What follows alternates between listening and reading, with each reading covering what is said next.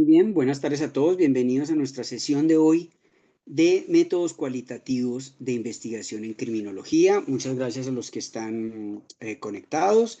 Vamos hoy, siempre me gusta empezar proyectando sus entregas o los objetivos que ustedes deben cumplir en la plataforma con las fechas actualizadas, siempre agradeciéndole a Paola la mediación, la colaboración, la interfaz. Gracias a ella, entonces, tengo estas fechas, digámoslo así, las últimas actualizadas. La entrega que sigue, que ustedes deben trabajar y subir en la plataforma, es el análisis crítico de un artículo. Todavía estamos en la primera unidad temática, ustedes saben, son 3 en general. No sobra repasar en este momento la primera parte introductoria sobre la naturaleza de los métodos cualitativos, que venimos trabajando desde hace unas 4 sesiones, la introducción que hicimos al curso y en particular la diferenciación que hemos establecido entre métodos cuantitativos, numéricos, estadísticos y los cualitativos, a los cuales en concreto las últimas 2 sesiones han estado dedicadas. Para que ustedes trabajaran las 2 primeras entregas, como se ve acá en la imagen, en la pantalla, el foro de discusión sobre esas diferencias, y el cuadro comparativo. Hoy entonces, como nos muestra el cronograma y los temas de las entregas que ustedes deben hacer o que deben subir a la plataforma, nos corresponde el análisis crítico de un artículo, que sería hasta el 6 de mayo.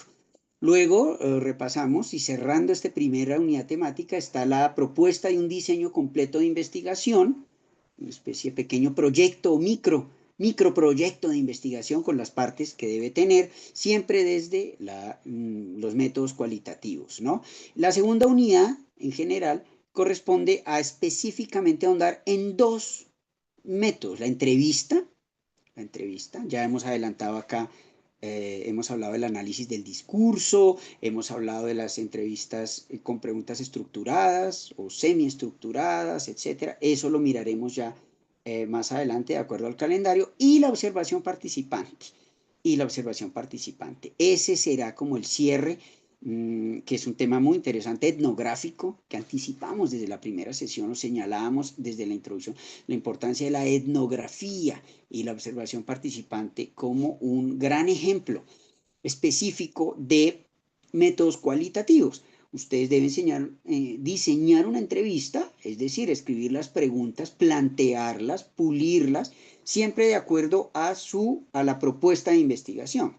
Ya aclaramos además la sesión pasada que no se trata de la investigación terminada o definida como requisito de grado para ustedes, sino desde ya por lo menos una primera noción o un caso que les llame la atención, una noción inicial, digamos, sobre la cual ustedes van a aplicar. Recuerdo, ustedes ya me han estado diciendo algunos de ustedes, sus metodologías alrededor de temas específicos como los estudios de géneros, etcétera. Han salido varios casos. Entonces, no se preocupen que aquí todavía no deben tener lista ya, digamos, ni definido como tal el problema de investigación para su tesis, sino este es un ejercicio preliminar, decía yo, porque notaba yo hace un par de sesiones preguntas de ustedes muy específicas, demasiado específicas sobre la investigación de cada uno. Y pues ese no es como tal el horizonte de este curso, eso ustedes lo discutirán con su tutor específico que se les asigne, el tutor de la investigación o el director de tesis, digamos, que es la persona con la que ustedes específicamente deben definir cómo van a desarrollar su investigación, como requisito de grado. Acá, este se trata de un horizonte más general e inicial como tal, casi que introductorio, pero las preguntas más específicas sobre me quedó esa pregunta, ¿no? Preguntan, ¿cuántas referencias teóricas? ¿Cuál es la mejor teoría para abordar? Pues esos son temas ya muy concretos, de la minucia y del detalle, la minucia y el detalle de cada una de sus investigaciones. Aquí lo que yo les estoy proponiendo es que planteen sus temas, sí, pero una mirada más general, ¿sí? A partir de la cual de este curso sería ideal que ustedes ya desarrollaran la metodología o que tuvieran claridad por lo menos en qué metodología van a trabajar. Puede ser cuantitativa, sabiendo la diferencia entre nuestros métodos y los de análisis estadísticas. Bueno, perdón que repita eso, pero me parece importante. La observación participante, entonces, ustedes diseñarán la entrevista, analizarán artículos de investigación cualitativa y desarrollarán, digamos, diseñarán un protocolo.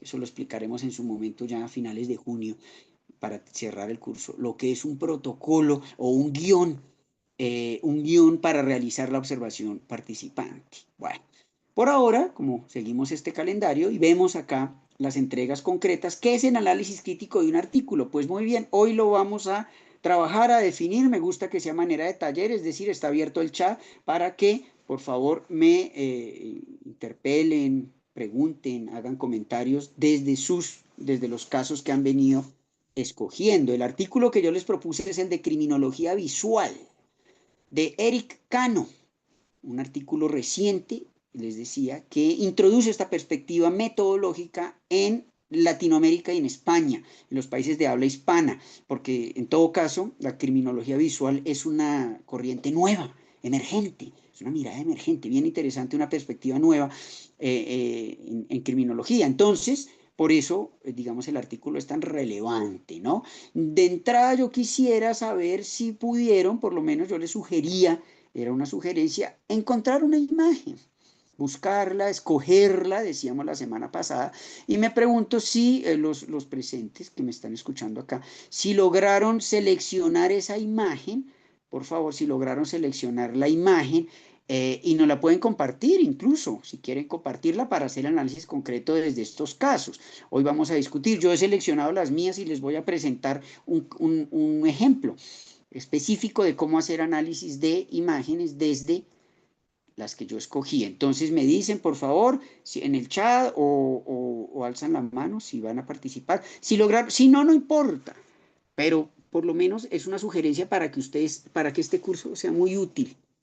Entonces me dicen, por favor, por ahora, si alguien logró escoger la imagen y cuál fue la imagen, por lo menos inicialmente, o si la tienen sería ideal, pero por ahora me escriben en el chat, por favor, los que me están escuchando acá.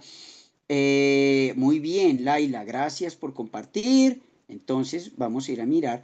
¿Por qué? Porque es que así se hace el curso interactivo desde los intereses de ustedes específicos. Gracias. Entonces tenemos, Laila ha compartido acá. Vamos a mirar, bueno, ya la voy a proyectar. Vamos a mirar el análisis ahora en el chat.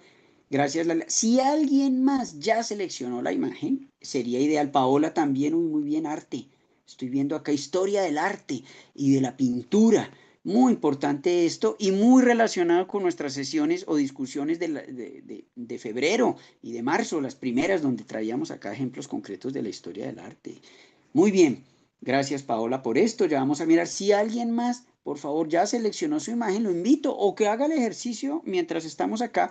Pueden ir buscando ustedes en internet, decía fotografías son bienvenidas tomadas por ustedes o tomadas de otras fuentes, de periódicos, etcétera. Pantallazos, screenshots o pantallazos de películas, de documentales, sobre tanto material que hay visual. Casi que vivimos en este mundo visual. Hay mucho para seleccionar, ¿no? Tantas posibilidades de imagen que podemos trabajar. Si la van buscando, que les llame la atención, que se conecte claro, su trayectoria, cada uno sus intereses, sus búsquedas. Eso es la investigación, el desarrollo de un deseo de investigación, pero el deseo no viene del profesor, ni el director, ni el coordinador, nadie, son ustedes, desde lo que cada uno prefiera. Pero eso siempre me ha interesado mucho a mí la dimensión investigativa, ¿sí? Porque la creatividad corre por cuenta de ustedes. Entonces, gracias por estos dos ejemplos. Mientras tanto, y mientras los demás se animan y nos van compartiendo en el chat sus imágenes, yo muy rápidamente les voy a compartir acá pantalla mostrándoles desde el artículo un par de ejemplos también. Sobre todo el primero, desde la historia del arte. Entonces estoy acá buscando compartirles nuevamente. Aquí está.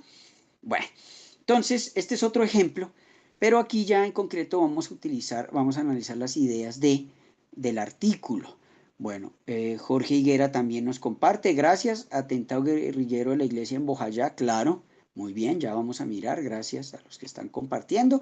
En la medida en que ustedes más participen, va a ser mejor esta clase, van a ver la utilidad de la clase en sus respectivas, en sus respectivos temas, sus temas de cada uno, ¿no? Recuerde, gracias por esto, los que están participando. Los invito para que los demás, por favor, que me están escuchando, Sami Moreno, por favor, Reyson Estupiñán, Paola ya nos compartió, Laila también, Jorge también, Félix Andrés Suárez, que se animen, por favor, a ir buscando una imagen.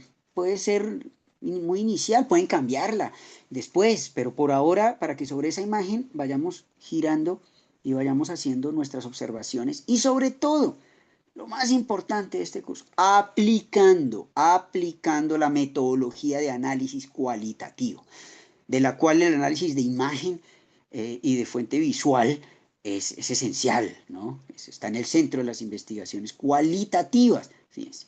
El discurso sí, pero también un discurso visual, un discurso. Esteban Rivera, por favor, si me está escuchando, los demás que están aquí conectados, Adrián Higuera, Alejandro Peraza, bueno, los llamo para que tengan en cuenta y aprovechen, si quieren, esta posibilidad y vayan compartiendo las imágenes. Ya tenemos tres. Ya tenemos tres. Ah, Alejandro también, perdón, hay otra. Muy bien. Entonces, rápidamente, porque en la segunda parte del taller de hoy vamos a pasar. Yo simplemente utilizo aquí, como ven, algunos ejemplos de la pintura. Este es el famoso pintor Francis Bacon. Un pintor de la segunda mitad del siglo XX británico, caracterizado por su, como pueden ver, su expresionismo. Su estilo es expresionista, ¿no? Estos rostros que vemos acá, siempre Francis Bacon pensando un poco en un contexto traumático, difícil, muy propio para el análisis desde el derecho penal, desde el delito, desde la sociología de la desviación, ¿sí? Sobre todo desde la criminología. Entonces, muy rápidamente estoy mostrando ejemplos acá en la pantalla. Aquí está el modelo principal y el estudio del pintor. Bueno, esta es una serie de imágenes muy reconocidas. Francis Bacon se dice que es el pintor británico más importante del siglo XX, por lo menos. Y muchos lo ven como alguien que abrió el camino de la... Estamos hablando de arte experimental, ¿no? Ojo, vanguardias artísticas, ¿no? Que de pronto ahora vamos a ver ejemplos clásicos, ahí lo vemos a él en esta foto en su estudio. Bueno, entonces, digamos, muy rápidamente lo que vamos a hacer es esto. De cada imagen que ustedes han seleccionado, hay que explicitar sus condiciones de modo, tiempo y lugar, ¿sí?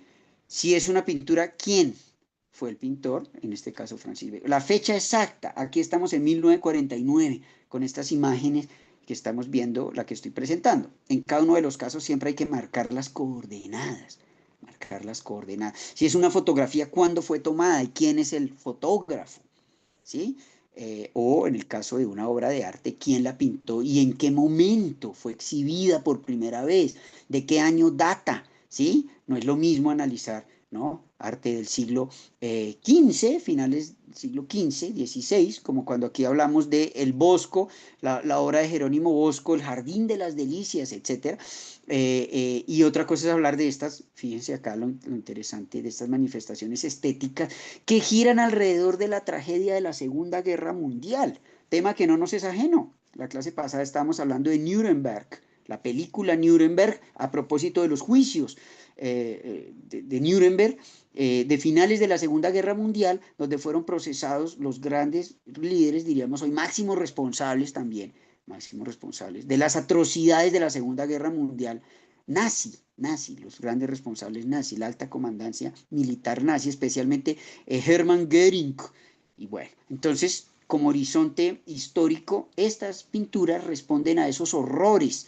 Fueron pintadas por Francis Bacon, el pintor británico, tratando de representar una sensibilidad y estos horrores, estos traumas históricos como pasan por el arte, pero que en última están referidos a delitos tan graves y a conductas punibles como es el genocidio, por ejemplo, ¿no? Bueno, gracias, Alejandro también nos está compartiendo, muy bien, arte, gracias, ya vamos a mirar los que han decidido compartirnos sus pinturas, bienvenidas, ya vamos a mirar. Porque la pintura es un campo de experimentación bien interesante y el análisis puede ser estético, sí, pero también puede ser criminológico, como vieron a Eric Cano, ¿no? Y puede tener una agenda política también crítica si uno decide, digamos, dejarse permear por estas dimensiones de la sensibilidad y el papel que tiene la emocionalidad, la sensibilidad en las investigaciones, ¿no? En un mundo visual, ustedes miran, cada uno de nosotros que pasamos en el celular muchas horas al día, todo lo que vemos son imágenes y estamos rodeados de imágenes y más hoy con la proliferación de imágenes sintéticas, las imágenes sintéticas que produce la inteligencia artificial. Bueno, mi requisito era que por ahora no trabajáramos, no es que esté mal, y son bienvenidas las imágenes generadas por la inteligencia artificial, pero eso lo podemos trabajar luego, tienen otra genealogía y tienen otro ámbito de producción, otro contexto de producción. Bueno, este es Francis Bacon, cuadros muy famosos, se llama, el título del cuadro es Tres figuras en la base de una crucifixión y es una reinterpretación de temáticas clásicas. Entonces también, ¿qué nos dice esta pintura? Entonces, claro, como es arte moderno y es arte contemporáneo, tiene mucho que ver con el cuestionamiento de regímenes expresivos, como nos dice Eric Cano en el artículo que tenemos para hoy, haciendo de una vez, entrando en el análisis crítico del artículo, que ustedes deben subir a la plataforma, repito. Entonces, primero, ¿cuál es la idea aquí? Plantear una contravisualidad, desafiar las formas de ver tradicionales. Por formas de ver tradicionales, estamos explicando acá, los criterios para otorgarle un sentido, de eso tratan los métodos cualitativos, otorgarle un sentido a un estímulo. Un estímulo puede ser visual en este caso, sonoro también, en la entrevista ustedes lo van a ver cuando hagan la entrevista, estímulo sonoro. En este caso no es sonoro sino visual. Bueno, aquí en este documental que les estoy pasando hay varias imágenes, pero quiero buscar en concreto las que se refieren, estas pinturas, por ejemplo, homenaje aquí, esta la que quería ver. Bueno, este es un tríptico de enormes dimensiones, tres paneles de enormes dimensiones, hay que también mirar la pintura, y nuevamente está tratando de evocar estos horrores de estos crímenes ligados a la Segunda Guerra Mundial, al genocidio y a otro tipo de situaciones, ¿no? Por ejemplo, los dos cuerpos que vemos a la izquierda. Entonces, desde Eric Cano, ¿qué hay que hacer? Primero, hacer las coordenadas, quién lo pintó, cómo lo pintó, a qué escuela pertenece, si es una fotografía, dónde apareció, cuál es la fuente. Segundo, el significado explícito de la imagen, digámoslo así, ¿no? El significado obvio, primero o de primera fase, digamos, primera mirada. El arte en general no tiene ese significado, la fotografía es más sencillo. ¿Qué está ocurriendo? Es decir, una descripción de lo que se puede ver. Por ejemplo, acá, qué colores se usan, porque esas dos figuras, digamos, tienen esos niveles de deformación. Hay una deformación de lo figurativo como tal, es decir, de las imágenes que representan algo en la realidad, ¿sí? Pasamos a lo abstracto o a lo figural, como le gustaba decir a Bacon, al pintor. Sí reconocemos dos rostros, cuerpos, pero estos se hallan intervenidos, ¿sí? Por el estilo del autor allí. Y la carne, el tema de, aquí hay un desastre, un tema criminal muy fuerte, vemos algunos detalles, por ejemplo, que comunican al espectador una urgencia, una urgencia de la carne que puede estar ligado, claro, a cierto tipo de delitos, pero de una forma estetizada. Entonces, de ese significado, primero debemos hacer a través de los métodos cualitativos, como nos dice Eric Cano, el artículo que ustedes leyeron, ¿no? Y encontrar realmente a qué códigos de referencia visual nos estamos refiriendo. Aquí hay un rostro que se mira en una especie de teleprompter de pantalla rara de los años 70, puede ser futurista o no, pero aquí encontramos un cuestionamiento sobre la identidad, la fragilidad de la identidad, ¿no? De los sujetos, ¿no? Donde la sensación, sobre este autor se ha escrito mucho, Gilles Deleuze, el filósofo francés amigo de Michel Foucault, y tan en la línea con Michel Foucault, escribe un libro entero solo sobre este autor. Se llama Lógica de la sensación. Dice él, son las sensaciones las que priman acá. Y hay que ir más allá de los códigos culturales habituales para entender qué está ocurriendo con estos cuerpos que parecen haber sido objeto de una violencia terrible. En este otro tríptico donde se aborda el tema del toreo o bullfight en inglés, ¿no? También encontramos este tipo de deformaciones, de rostros, bueno, y hay otras fotografías. Si nos alcanza, después volvemos a retomar aquí el tema del arte, ¿no? Del arte. Pero de entrada les digo, hay que saber, y ustedes por favor respondan todos a la pregunta, específicamente esta imagen que seleccioné, ¿qué información, cómo me sirve de fuente de información? ¿Sí? ¿Sí? O cómo cuestiona, cómo llega a cuestionar, porque este es el caso del arte, las representaciones tradicionales, incluso las representaciones noticiosas, informativas, que circulan sobre un hecho punible, sobre cualquier hecho punible, sea el genocidio, sea el homicidio agravado, etcétera. Pues en estos casos parece estar ligado a eso, ¿no? Parece estar ligado a eso. Entonces, muy bien, gracias a los que han compartido. Vamos a mirar el chat, muy amables, los que se han tomado el trabajo. Vamos a ir en orden, mirando acá, ¿sí? A ver, Laila, aquí tenemos esta imagen. Muy bien. Entonces, yo voy a tratar de compartirles la pantalla. Si logro hacer acá este malabar, creo que sí. Laila, ¿me confirma si esta es la imagen? Por Sí, favor, el autor. señor. Sí, Ah, sí, bueno. profe, esa es la imagen.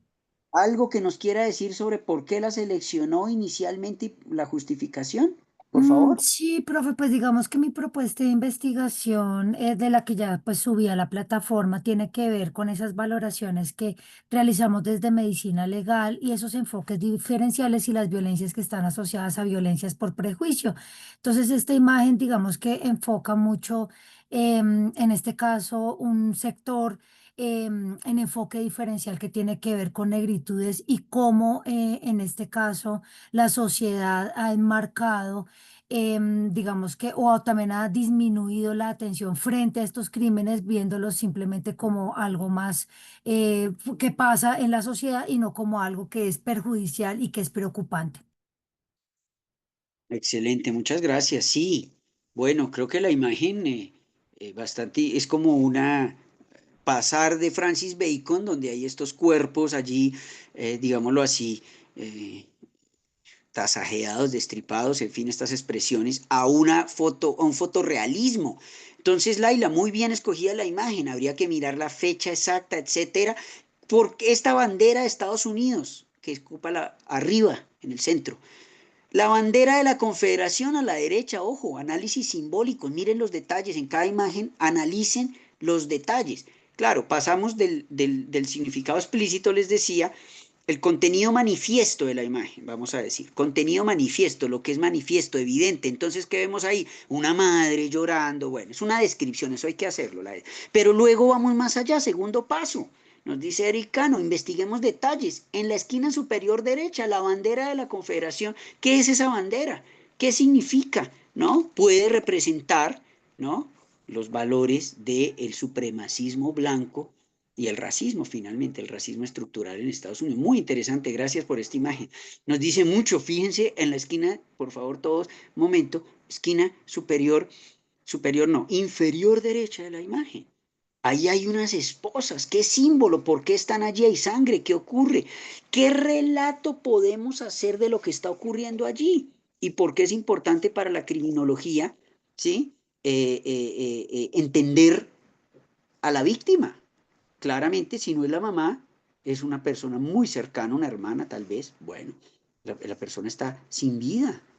Fíjense, la sangre, el simbolismo de la sangre y cómo está representada. ¿Por qué las personas que están alrededor, en la parte izquierda, son, digamos, policías, ¿sí? Miembros de las fuerzas, de la fuerza pública, ¿no? El uniforme. ¿Cómo reaccionan ante esta desgracia? El juez, interesantísimo. ¿Qué está? Entonces, eso es cada uno en su imagen, describir los pequeños detalles, es decir, pasar del contenido manifiesto a un contenido, digámosle, latente que no, o sea, que no es explícito, a través del análisis de símbolos, ¿no? Por ejemplo, el personaje que está a la derecha, en la esquina de la derecha, ¿no? ¿Por qué está vestido así? ¿Quién puede ser reconstruir esa narrativa? Y abajo de él hay otro personaje que tiene una especie de gorra allí. ¿Quién será? ¿Será un acusado? ¿Será? Etcétera. Reconstruir a partir de los datos visuales la narrativa y una contranarrativa, eso es muy importante. Es decir, leer entre líneas, diría uno, aplicando la metáfora, o más allá de lo obvio, la imagen, ¿no? Como quien va a una escena del crimen, por favor, entendamos este ejemplo. De hecho, esta imagen puede representar una escena del crimen, pero a la vez, ustedes, como si fuera, si la imagen misma fuera la escena del crimen. Entonces, mirar huellas, detalles, indicios, los indicios en la imagen, que puede llevarnos a un significado más profundo de la imagen, ¿no? Muy bien, esta imagen podría decirse mucho más, estamos por ahora. Entonces, avancemos, por favor, aquí estoy haciendo el... Uy, me toca ampliar esta, no se vio tanto, tal vez acá, miremos, sí. Creo que esta es la imagen de Paola, se pixela un poco, qué pena, pero pues vamos a utilizar el ejemplo acá. Bueno, aquí la tenemos. Gracias, Paola, por esta imagen. Si quiere decirnos, compartirnos algo, está pixelada por la calidad de la imagen, se pone muy borrosa, pero ¿qué? ¿Por qué escogió esta imagen, Paola? Cuéntenos. Pues lo que pasa es que noté que muchas de las imágenes que están asociadas a violencia de género asociadas a las mujeres, que específicamente es nuestro tema de trabajo, uno de los artistas en denunciar explícitamente esas agresiones contra las mujeres fue Francisco Goya, ¿sí? Desde el año específicamente, desde el siglo XV, específicamente, mentira, siglo XVIII, y vino haciendo cualquier cantidad de obras alusivas a todo lo que daba como ese claro oscuro dramático con el que quería visibilizar al agresor, ¿cierto? Utiliza una luz blanca casi todo el tiempo, una luz oscura, una luz roja, una luz muy marcada, deshumaniza totalmente el agresor. Entonces encontré varias obras de él, pero una de las que más me llamó la atención fue esa, específicamente porque plasma la agresión a las mujeres y cómo se dan algunos tipos de patrones, en la mayoría de los casos asociados a la agresión sexual. Muy Esa bien. es más o menos pues la idea y por eso fue que la busqué. Discúlpeme, no encontré una mejor imagen. Qué No, vergüenza. En el celular se ve bien, pero ahí no se ve, pero para nada. tranquila, Paola, este es un ejercicio hasta ahora, este es un borrador acá, está muy bien. Fíjense, Profe, Francisco de Goya, dígame, dígame. yo quería agregar algo más específicamente que tiene que ver con el ejercicio del artículo que su merced nos dejó que me pareció excesivamente interesante, ¿sí? Pienso que específicamente Eric, es que se llama el autor, ¿cierto? Es que Sí, sí, sí, Eric Cano específicamente toma muchos elementos de la sociología, de la antropología, pero los elementos base también son del Lombroso, de Foucault, donde él específicamente habla, por ejemplo, toma Lombroso diciendo, mire, hay una perspectiva desde el uso de imágenes de los criminales, ¿sí? Toma Foucault y dice, Foucault hace un aporte desde el ejercicio del discurso visual y el manejo de cómo a través de ese discurso visual yo demarco el poder. Entonces pienso que Cano plantea esos elementos como no elementos objetivos donde dice, tenemos que tener en cuenta como lo decía hace un momento, cómo se hace un análisis sensorial, donde nosotros miremos si se puede percibir el olfato, el tacto en el ejercicio visual, ¿sí? Si hay específicamente, ahorita cuando leí esa imagen que colocó el doctor de Laila, se cuestiona, él lo plantea como romper binarios, donde básicamente se puede diferenciar qué es la ficción y qué es la realidad, ¿sí? Pero también, como su merced lo decía, puede ser una escena del crimen. Entonces, lo da uno de los objetivos que llama el uso institucional, ¿sí?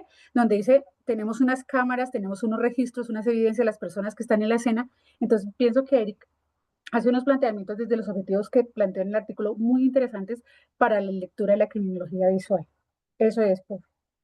excelente, Paola, muy bien, muchas gracias. Además veo que había una lectura juiciosa del texto. Sí, entonces, y lo está aterrizando usted en un ejemplo concreto. Francisco de Goya y Lucientes, famosísimo pintor español, también uno de los más conocidos, y especialmente por retratar escenas de horror, y donde hay horror ha habido delito. Ojo con eso, donde hay horror, donde hay trauma, ha habido delito.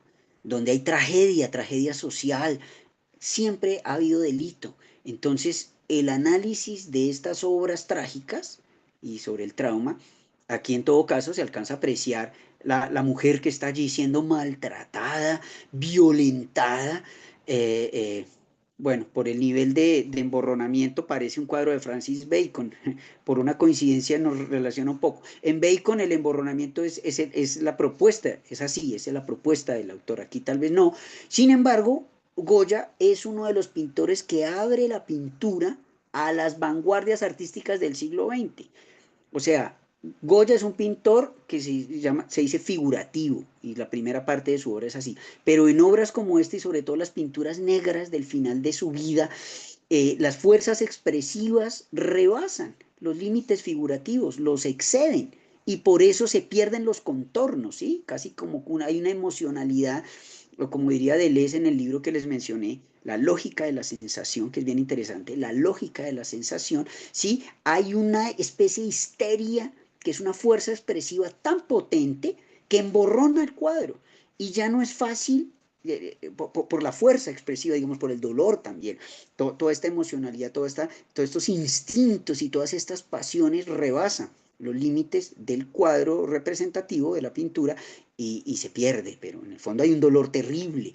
Habría que, como hizo Paola ahora, describir, ¿no?, lo que está ocurriendo allí, el contenido que hemos llamado en esta clase manifiesto, hoy el contenido manifiesto, que es el más evidente, para pasar a un contenido latente, a veces escondido, a través de códigos que nos pueden llevar a analizar, por ejemplo, qué estaba pasando en la España de finales del siglo XIX, o mediados del siglo XIX, perdón, Goya, mediados del siglo XIX, a través de, por ejemplo, la guerra napoleónica. ¿Sabe? Es famoso Goya por representar los horrores de la guerra, se llama así una serie de grabados, los desastres de la guerra, la invasión napoleónica, ¿sí? A España, y todos los horrores de parte y parte de la resistencia de España, pero también los horrores que se retratan aquí, estas violencias, o sea, son temas muy difíciles, lamentables, pero que a través del arte hayan una forma expresiva que pueden ligar la comisión del delito a su análisis criminológico. ¿Sí? Una cosa es el delito y otra cosa es el, digamos, dogmático, etcétera, del delito como tal, técnico, jurídico, pero a eso le podemos sumar la mirada criminológica, que siempre es interdisciplinaria, decíamos, o sea, cualitativa. Entonces, allí ya aparecen elementos históricos para analizar estas violencias. Y muy bien, sobre todo aplaudo, en este caso, la relación con los autores Lombroso, César Lombroso, que trae el artículo, Foucault, ¿no? Para ir más allá del análisis de la imagen y entender un poco ese llamado contenido latente. Y esa denuncia, finalmente es una denuncia de esos horrores y por qué la criminología también puede llevar o aparejar una política criminal, ¿sí? Específica, una política pública criminal en cierto tipo de delitos alimentada por expresiones artísticas, imbuida y mejor sensibilizada por expresiones del arte como estas que hemos visto, estas dos que hemos visto y que hemos estado analizando, y la primera que yo les propuse. Muy bien, gracias a Paola, veo que hay una comprensión ya más avanzada del artículo de Eric Cano, que no es fácil también, ¿no? ¿Sí? ¿Va a Profe, decir me hizo algo? recordar, sí, me hizo recordar algo. En España se reconoció un asesino serial que fue conocido como el asesino de la baraja, ¿sí? Sí. Resulta que yo estuve viendo el documental que dan en Prime específicamente, cuenta cada uno de los asesinatos que cometió y de manera particular él dejaba una carta de la baraja de naipes en los asesinos, perdón, en las personas que había asesinado. Y lo hacía de manera particular y marcaba las cartas. En una de las entrevistas que le hicieron, porque es que él llegó y se presentó a las autoridades, o sea, a él no lo encontraron, fue muy difícil de encontrarlo, se presentó borracho, por eso fue que lo encontraron. Entonces, uno de los antropólogos y el psicólogo forense que hacía el estudio decía específicamente que la mayoría de las escenas del crimen, en muchos de los casos, escenifican escenas de arte, asociadas específicamente a lo que quiere plantear o quiere decir el asesino, ¿sí? Algunos caras de muñecas, imágenes, cuerpos de niños, desmembración de animales u otros, y siempre tiene una representación psicológica y simbólica el cómo queda el cadáver. Me parece muy interesante en ese ejercicio, sino que su merced lo dijo y me acordé de ello. Sí, sí, está muy bien. Y en ese caso específicamente el análisis del arte y la baraja, ¿no? La baraja. directamente ligado a temas criminológicos de la comisión de esos delitos y los símbolos. ¿Qué es un análisis simbólico? Yo por lo menos me voy a plantear en esta sesión un objetivo modesto. Entender en la práctica qué es un análisis simbólico, en qué consiste analizar símbolos, un análisis, y entender qué es un símbolo, ¿sí? Por ejemplo, en el caso de las cartas, cada una, el que nos acaba de contar Paola, qué es un símbolo? ¿Sí? ¿Cómo se diferencia de una imagen tradicional o de un icono, por ejemplo? Un icono, cuando se dice que algo es muy icónico, o de un meme también. Entonces, el análisis simbólico, ¿por qué ciertas imágenes pueden considerarse símbolos? Las las barajas son símbolos, sobre todo las del tarot, los arcanos mayores, pero en general los naipes y las barajas son símbolos, son símbolos. Hay un número correspondiente, pero hay un símbolo ligado a esto. Hay que entender cómo, pues tratar de entender en cada caso cómo funcionan esos símbolos, qué están representando, qué están cuestionando sobre todo, ¿sí? O qué están denunciando en nuestro caso, ¿de acuerdo? Entonces por eso aquí vamos a volver ahora sí, gracias a ese caso también que nos aporta Paola, ¿sí? Voy a tratar acá, a ver, ¿dónde estamos? Perdón, un segundo, de volver a las imágenes, porque ustedes me dirán, yo pregunto, si esta fotografía de la iglesia de Bojayá es o no un símbolo. Lanzo esa pregunta acá eh, y sobre todo en el análisis histórico, bueno, etcétera. A Jorge Higuera, si quiere decirnos, por qué la escogió, que es interesante. Si primero, y ya a Alejandro le doy la palabra, miremos si Jorge quiere decir algo, que fue quien escogió la imagen, si no, pasamos a Alejandro. ¿Y qué le da a una imagen el carácter de símbolo, por un lado? Y por otro, en cualquier imagen, fotografía, lo que sea, qué análisis simbólico, como ahorita en las banderas es relativamente sencillo porque toda bandera es un símbolo. Bueno, Jorge creo que no, Sí, profe, no. buenas noches. Buenas noches, sí, dígame. Bueno, profe, no, escojo la imagen pues, asociada a criminología porque pues, realmente fue más bien el retrato de un crimen atroz sucedió de los muchísimos, de los miles que tenemos en Colombia. Pues para mí la imagen pues tiene muchas tomas este suceso, pero digamos allí se observa, se puede traducir mejor, desolación, soledad, olvido, destrucción, violencia. Hay muchas cosas que pueden transcribir de acá, ¿sí?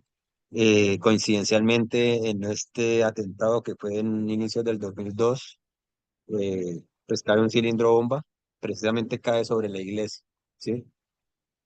Entonces, digamos, es algo que me llama la atención porque, bueno, en lo personal, en el 2002 yo trabajaba en una zona también de mucha violencia en Colombia, que era Saravena, Arauca.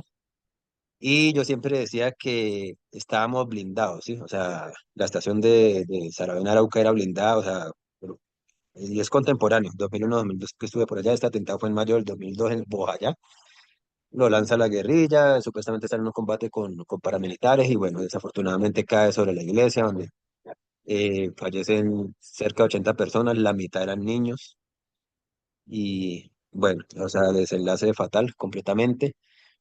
Eh, pero me llama la atención es que nosotros, mientras en el otro lado al mismo tiempo decíamos, no, pero la estación está bendita, decíamos nosotros, la estación está bendita porque todos los cilindros caían al lado. Todo alrededor de esa estación quedó en ruinas, iglesia, procuraduría, casas aledañas de vecinos, todo quedó en ruinas, pero acá, en cambio, precisamente cayó fue sobre la iglesia. Entonces, es algo que me llamó la atención por eso y quería compartirla ahí. Muchas gracias. Bueno, muy bien para trabajar conflicto armado, ¿no? Muy bien. Alejandro había alzado la mano, por favor, tiene la palabra. Lo escuchamos. Sí, gracias, profesor. Buenas noches también los compañeros. Usted preguntaba si había como alguna símbolo o algo así, si mal no recuerdo su pregunta, profesor. Y sí, básicamente allí me parece que el hecho de que sea una iglesia para mí es muy simbólico, ¿no? Las palabras suyas, profesor, también me hacen recordar un poco lo que es la teoría sociológica del interaccionismo simbólico. Si mal no recuerdo, uno de los autores, George Herbert Mead, y justamente hablaba de las los significados, lenguajes, representaciones, percepciones que se tienen a nivel social entre los individuos que, digamos, componen esa sociedad. Yo acá simplemente me pongo del lado de la persona que tomó la foto, del fotógrafo, y es algo impresionante, ¿no? Entonces, qué quiso dar a conocer el fotógrafo tomando esa foto? Pudiéramos llegar a una conclusión sencillamente para un periódico, ¿sí? Pero realmente es así. ¿Por qué la tomó así? O sea, de esa vista aérea. O sea, hay muchas cosas que se pueden sacar de esta foto. No conozco el contexto, ¿sí? Pero son muchas las cosas que se pueden ver. Entonces, sí hay una representación simbólica ahí súper interesante. Muy bien, muchas gracias por ese aporte. Feliz Andrés Suárez, alzó la mano, ¿quiere participar? Gracias, profesor. Buenas noches para todas y todos. Por lo que dijo Alejandro, precisamente por eso no es un símbolo, porque desconoce el contexto. Es decir, la imagen que muestra unas ruinas, punto, pero el contexto hay que adentrarse en él. Yo siempre he pensado que lo simbólico este, requiere ser el manejo de lo arquetípico y el manejo de lo metafórico, porque lo simbólico debe tener una pretensión de universalidad. Imagínense ustedes una cruz. Ahora, llénenlo de contenido. Bien, miles. Pero miren esa imagen. ¿Qué contenido se le da? Para los colombianos, tal vez, porque Alejandro de pronto no conoce la historia de lo de Bojayá. Y no para todos los colombianos, para algunos que tenemos determinada edad y que pudimos ver esa situación allá. Entonces vemos que es Bojayá, vemos que es una iglesia y nadie habló de los tatucos. Nadie habló, pero lo tenemos en la mente, pero solo un grupo reducido, mientras que el símbolo sí pretende la universalidad, que el símbolo puede ser una nube, y esa nube no necesita un contexto mayor para llenarse de contenidos de interpretación individual, o qué sé yo, una estrella, o qué sé yo, una luna, una media luna, por ejemplo. Pero o sea, de por sí la imagen ya es muy elaborada y se presta no solo a interpretaciones, sino además a muchas especulaciones de qué fue lo que pasó ahí, un terremoto, un vendaval o las bombas de los paramilitares y la guerrilla en enfrentamiento. Entonces creo que por eso no es símbolo, pero puede ser casi seguro que esté equivocado. Gracias por ese aporte. Bueno, muy bien, entonces vamos, sí. La descripción hemos llamado acá un contenido manifiesto. Es la descripción que vemos ahí, edificios destruidos. Ya nos han dado contexto, es una iglesia, el techo ha desaparecido. Pero, como se acaba de decir, pues no sabemos el motivo en la descripción. El símbolo, fíjense, ir más allá. La iglesia, ¿qué representa una iglesia? No en el sentido literal, sino en el sentido metafórico. ¿Qué implica que un lugar considerado sagrado sea destruido en un conflicto armado? Un lugar considerado sagrado y donde además se habían guarecido la población civil, se había escudado, se había buscado refugios, mejor allí, para evitar, para salvarse al interior de la iglesia. Y el cilindro cayó erróneamente, bueno, el cilindro estalló y murieron todas estas personas. Entonces, repito, descripción del contenido manifiesto, una iglesia destruida. El símbolo, alguien puede decir, ya depende de la interpretación, alguien puede decir, este es un símbolo del fracaso del Estado colombiano. Esto es un símbolo de la barbarie de los grupos armados ilegales en Colombia, en este caso particularmente la guerrilla. Este es un símbolo de la intolerancia humana. Este es un símbolo de la inviabilidad del Estado social de derecho en Colombia, por ejemplo. Y así sucesivamente. El símbolo es una interpretación que se hace a partir de otro referente, como se acaba de decir, nos acaban de explicar. Muy bien, ¿sí? Es sacar de su contexto específico y volverlo algo mucho más amplio. No sé si es universal, pero puede tener que ver, sí, sí, sí, una iglesia, un símbolo, una cruz, etcétera. La muerte, un edificio derruido es un símbolo de qué, del paso del tiempo, pero ¿por qué está derruido? Bien interesante este caso, la verdad. Nos ayuda mucho porque depende de la perspectiva de análisis. Yo puedo pasar de esa descripción de lo que está allí a encontrar el símbolo del horror humano, de la intolerancia, ¿no? De la incapacidad del Estado para cumplir los derechos fundamentales, el derecho constitucional a la paz, etcétera, para asegurar unas condiciones de vida, ¿no? Y en particular es una condena, uno puede decir, es una condena a la violencia.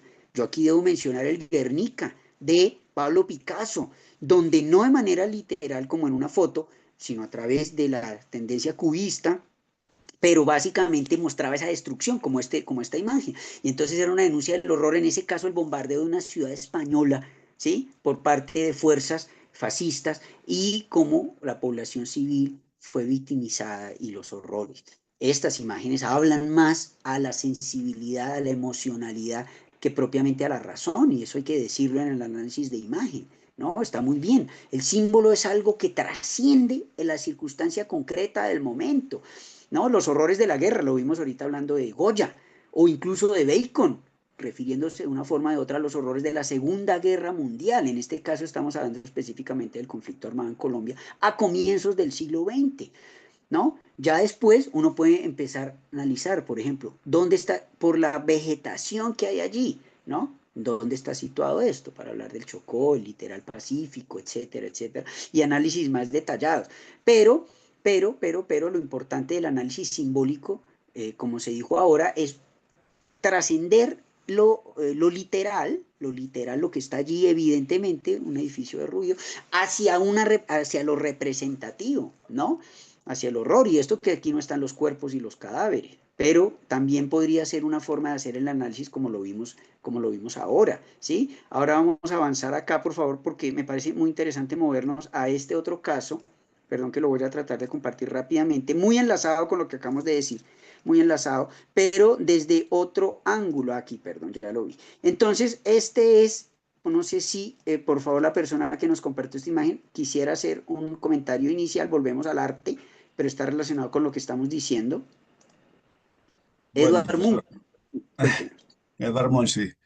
Sí. Yo había escogido otro simplemente como un ejemplo que era como de un homicidio, pero cuando me di cuenta que podían ser otras cosas, recordé mucho este que siempre me ha llamado la atención, o al menos desde que lo vi por primera vez en un libro. Entonces, ¿qué le digo yo de allí? Es una pintura muy famosa de este pintor noruego. No se sabe qué quiso decir con él, pero se habla mucho que es la desesperación y la ansiedad humana. Él hizo como cuatro versiones más o menos. Esta es una que terminó en 1893. Y de hecho una tenía en la parte final de ese, no sé, de esa baranda, a una persona que pues, se pudiera considerar de alto estatus social, ¿no? Entonces, pudiéramos pensar, ¿por qué este sujeto que él pintó está así? Como dice, ¿será que justamente hay una desigualdad social que notó?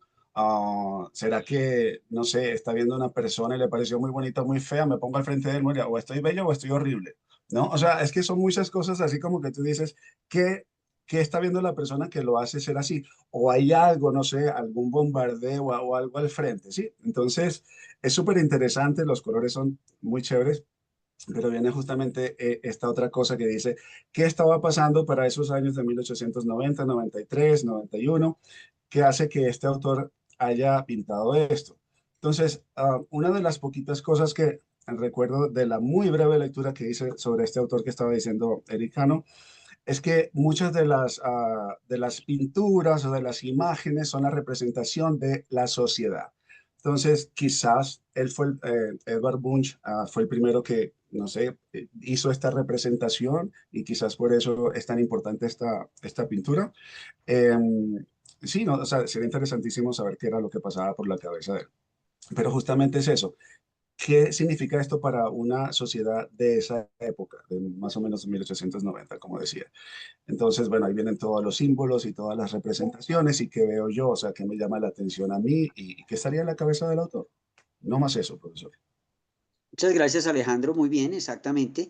Por cuestiones de tiempo vamos a tener que ir reduciendo, podríamos hablar muchísimo, pero aquí vemos el ejemplo. Edward Munch, ¿quién lo pintó? ¿Cuándo lo pintó? ¿Dónde está la imagen? ¿En qué museo? Bueno, y luego la descripción. Un sujeto que parece una calavera, casi, en un puente, se pone las manos y grita. Lo decimos por como la boca, es como, digamos, las facciones colores, azul, amarillo, eso. El análisis simbólico, y gracias por ese aporte que nos hacen acá, el análisis simbólico, ¿sí? Podría ser la soledad y la ansiedad que genera el mundo contemporáneo, ¿sí? Las relaciones de producción capitalista, por ejemplo, la pérdida de los valores comunitarios, ¿sí? En fin, la crisis de la modernidad, y en este caso casi que hablamos de la posmodernidad, la ansiedad, los problemas psicológicos derivados de la masificación, por ejemplo, de los medios de comunicación, de las conciencias. Y cuando decimos soledad, ansiedad, ahí ya estamos un poco refiriéndonos a lo simbólico, es un símbolo de eso, de esa desesperanza tal vez. Hay muchas lecturas, pero esta, pues yo estoy en sintonía con lo que acaba de decirse, con lo que nos explicaba, y puede ser un símbolo, entonces no es literal, repito, eso es lo básico, lo simbólico es lo no literal, y tal vez sí haya que utilizar la expresión, ¿no? Entonces, por ejemplo, cuando uno ve un rostro allí gritando, ¿ese grito es de qué? O no, esa boca abierta allí puede, si ustedes lo miran bien, también asociarse al horror, a la estética del género cinematográfico, pero también en pintura, del horror. Ahí hay algo que está claramente horrorizando a esta persona, que no lo sabemos, no es explícito.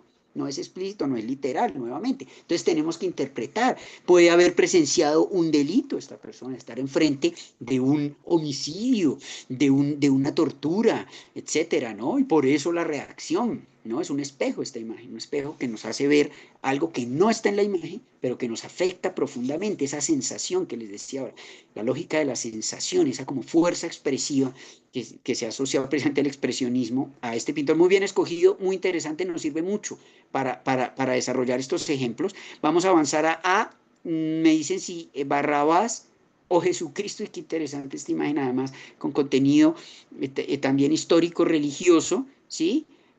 Barrabás o Jesucristo. Entonces, por favor, Jorge Higuera fue quien nos compartió, perdón, creo que sí. Jesús o Barrabás, sí. Tío, Jorge, tío, cuénteme. bueno, esta me llama la atención, pues, de hecho, acá dentro de la maestría hemos tocado ese tema como sistemas de control, pues, de la antigüedad, esto como uno de los principales juicios de la humanidad, o digamos que mayor relevancia nos le podemos estar dando, porque definitivamente sí fue un proceso judicial que llevara o no las garantías como tal hoy en día, o como la quisiéramos conociendo hoy, lo que debía hacerse en esos tiempos, pues tal vez digamos que entramos allí a debatir el tema de garantías, pero realmente se hizo un proceso judicial allí, entonces digamos que es un juicio muy importante. Digamos que esto fue apenas una fase dentro de ese procesamiento que se le hicieron a Jesús.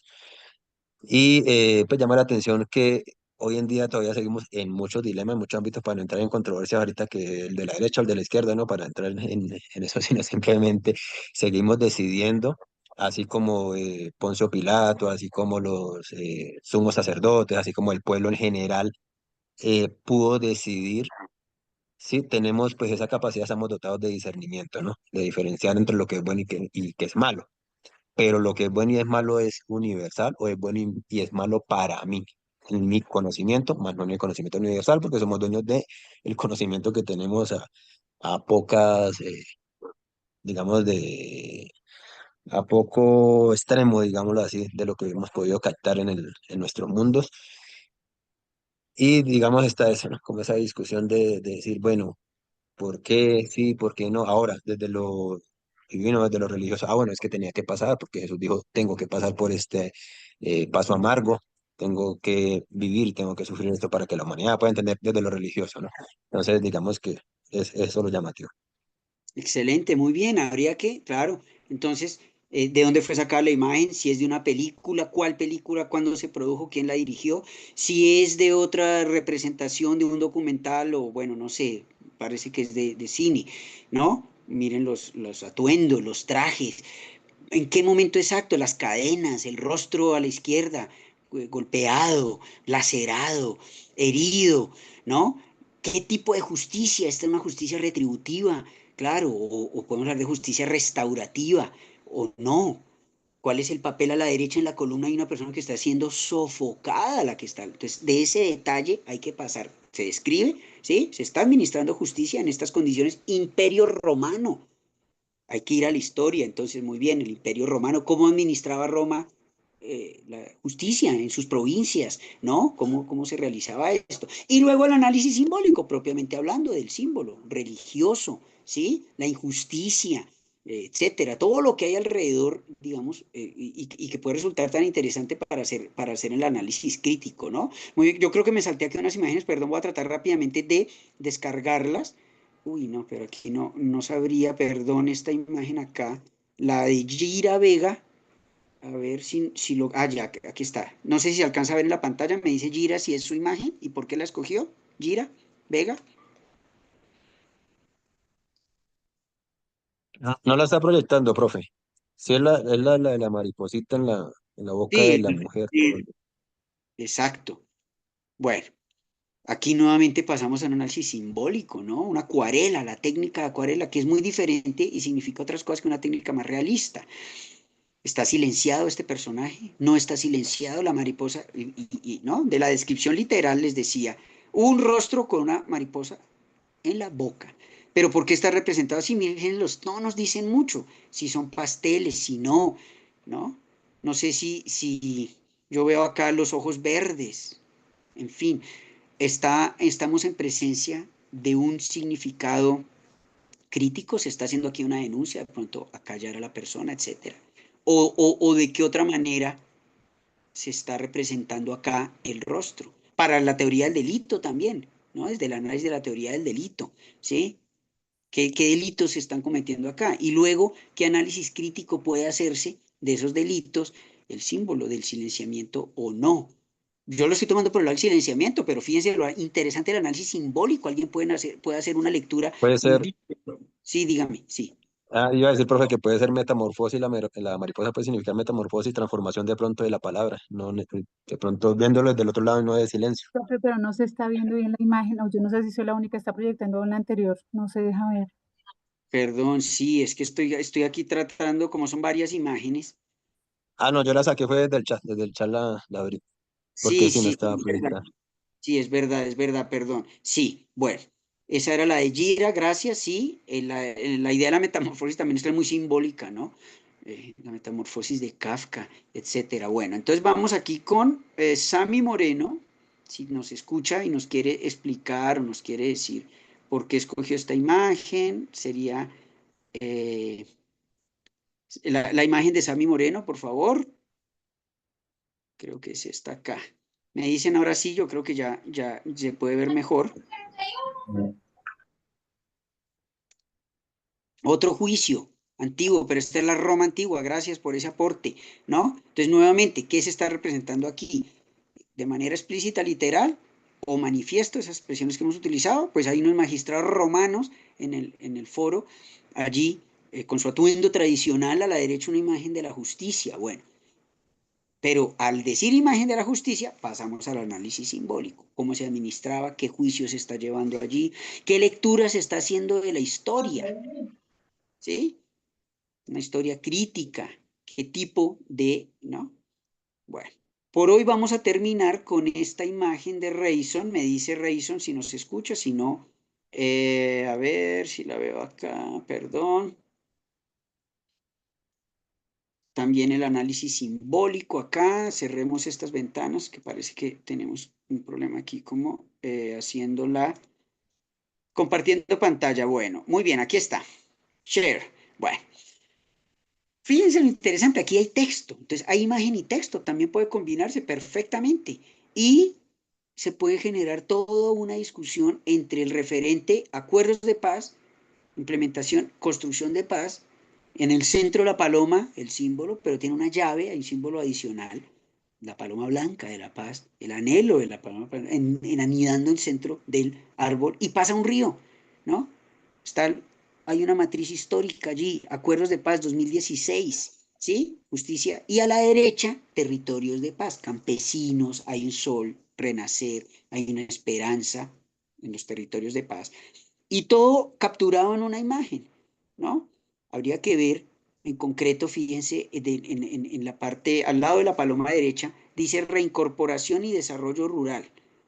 Bueno, todo lo que hay allí, pero en este caso no es el texto lo que nos interesa, sino por qué se representa esto, por ejemplo, no sé si es café lo que se alcanza a ver allí, colgando en la parte derecha de la rama. Muy interesante esto para el análisis simbólico, ¿no? O a la izquierda, colgando de la columna, justicia transicional y garantías de no repetición, justamente al lado de unas esposas. Está muy bien, está muy bien. ¿Se logra, no se logra? Esta imagen podría confrontarse, por ejemplo, con la de Bojayá, la fotografía que analizábamos ahora, como un antes y un después, posiblemente. O no, alguien crítico podría decir, esto es un anhelo, esto es algo, y un ideal que está por lograrse. Entonces, todo esto hace parte del análisis simbólico, todos estos elementos. Para resumir, diríamos que el análisis crítico del artículo de Eric Cano que estamos viendo implica unos elementos, el análisis crítico del artículo, una forma de ver y una forma de mirar cómo a través de la imagen se construyen imaginarios, percepciones sociales sobre el crimen, sobre el delito, sobre la paz, sobre el juicio de Cristo por Poncio Pilatos o por la guerra civil española, la guerra en España a través de Goya, por ejemplo. Bueno, estoy un poco recogiendo las imágenes que ustedes han compartido. La verdad han estado muy interesantes los ejemplos. Adriana Higuera nos alcanzó a compartir acá, no sé si, porque estamos ya pasados del tiempo, los que tengan que desconectarse pues pueden hacerlo, pero voy a quedarme aquí unos minutos, porque un par de minutos, porque esta imagen que nos comparte Adriana es muy clave.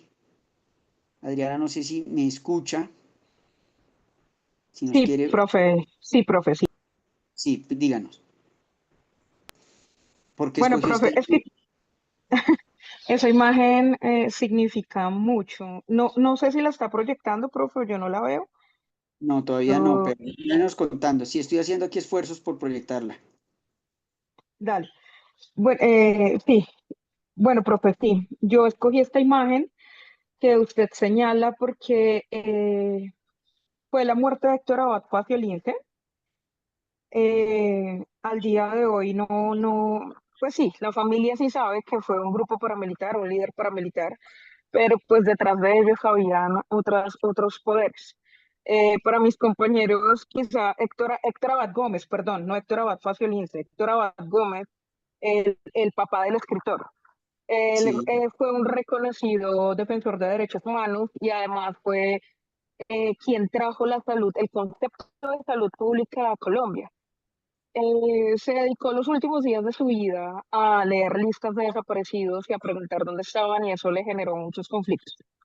Él estaba muy amenazado, sabía que estaba amenazado, tengo entendido que era el mejor amigo de Carlos Gaviria Díaz y aún así decidió continuar en el país, a pesar de que le llegaban panfletos. No sé si vean la foto, pero ahí en esa foto se observa la esposa, una hermana, no sé si la hermana era Cielo o cuál era, y se ve a Héctor Abad, hijo, con una cara que me parece, es una cara como de, bueno, como si lo estuviera esperando, ¿saben?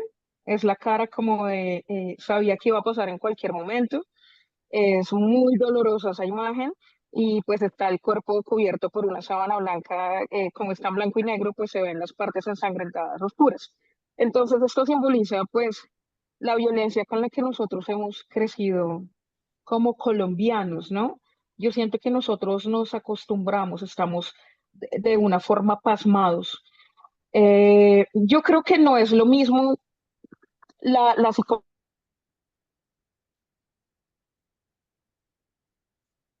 uy, no la escuchamos, algo pasó. Y, ¿qué pasó, Adriana? Se nos fue, se nos fue el audio. Ya, profe, Bueno, ya, no sé qué pasó. Yo les tranquila, decía prosiga. que yo creo que no es lo mismo, no es lo mismo comparar una persona que haya crecido en un ambiente, digamos, normal, de violencia controlada en un país tranquilo, al colombiano que todos los días de su vida se acostumbra a escuchar noticias de cilindros, bombas, tomas, secuestros, torturas. Y yo creo que nosotros los colombianos sí tenemos una secuela, muchas secuelas de la violencia en nosotros, así no nos haya secuestrado ningún familiar, yo creo que todos nosotros hemos tenido que vivir como con esa ansiedad constante de carajo, ¿qué pasó hoy? Y aún hoy, pues lo estamos viendo, ¿no? Entonces no es lo mismo, yo sí estoy muy segura, esto lo digo como a modo de creencia, que no es lo mismo nuestra psicología como personas a la de una persona que no haya crecido en un ambiente tan hostil como el nuestro, tan violento. Y esta imagen representa eso, representa lo que nosotros lastimosamente pues hemos tenido que vivir a lo largo de todos estos años y nuestros padres y nuestros abuelos, porque es como una constante de violencia, como una condena perpetua que tenemos desde siempre, desde siempre. Entonces, nada, profe, por eso las cogí. De acuerdo, muy bien el análisis. Es un ejemplo ya muy específico de análisis de fuente visual, que incorpora narrativa histórica, temas de conflicto armado, un caso concreto. La felicito. Bien, la imagen puede ser bastante difícil de ver, pero de eso se trata el ejercicio también, ¿no? Y muy bien el análisis, no tengo nada que añadir, me parece muy bien escogida, me parece muy pertinente, además, al caso y a, digamos, a la metodología de análisis. Perfectamente, gracias Alejandro, así es, de acuerdo, que nos escribe en el chat, gracias, muy bien. Entonces, con esta imagen y este análisis, digamos, desde lo sensible, tan conmovedor, podríamos decir, estremecedor, me atrevería a decir yo, ¿no? De la violencia en Colombia y de sus consecuencias a nivel de psicología colectiva, lo que nos decía ahora también Adriana. Entonces, cerraríamos hoy la sesión acá, estuvieron muy bien los ejemplos, creo que el taller ha funcionado. La idea sería que ustedes para la siguiente sesión, que es en 15 días, estamos en ese calendario, es decir, no el siguiente lunes, después el festivo es el primero, el viernes, el 4 no, sino el día 11 de mayo volvemos a tener clase, ¿de acuerdo?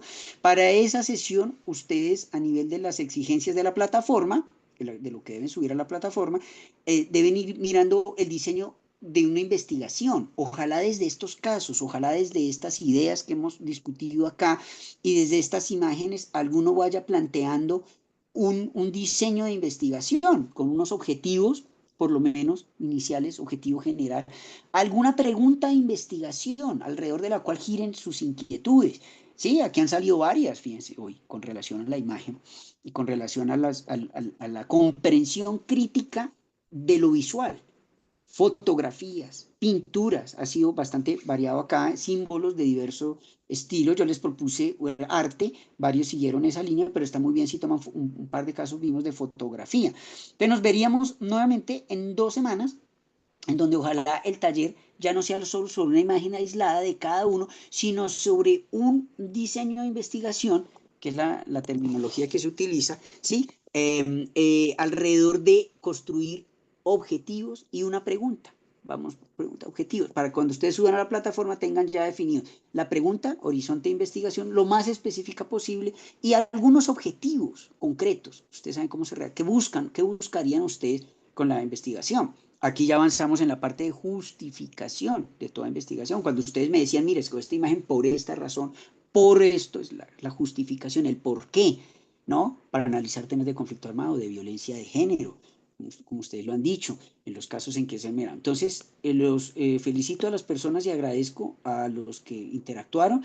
Si no, para la próxima semana podemos continuar el ejercicio. Muchas gracias. Nos veríamos en 15 días. Con ese, digamos, sería la recomendación, tener específicos objetivos, justificación y pregunta de investigación, que es finalmente el documento que ustedes van a subir, siempre pensando en eso, a Moodle, a la plataforma Moodle. Muchas gracias a todos, a los que participaron. Excelente el análisis. Vamos a seguir entonces construyendo esta mirada crítica desde los métodos cualitativos.